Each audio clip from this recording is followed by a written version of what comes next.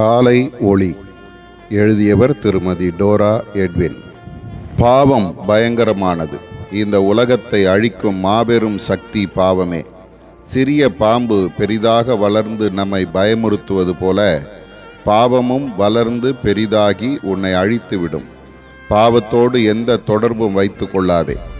இன்றே இரட்சண்யனால் மனந்திரும்பு. பாவத்தை அறிக்கையிட்டு என் விலையேற பெற்ற மன்னிப்பை பெற்றுக்கொள். நாளை என்பது கனவு நாள். பாவம் உன்னையும் என்னையும் பிரித்துவிடும்.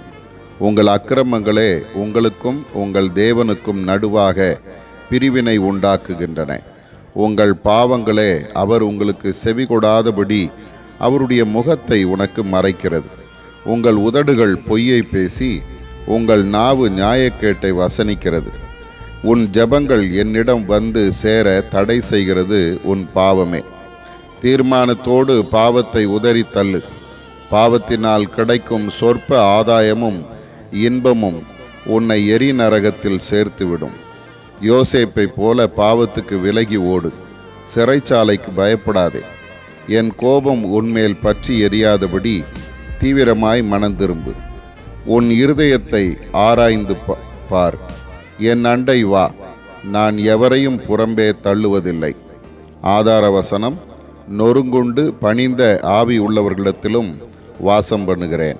ஏசாயா 56:15.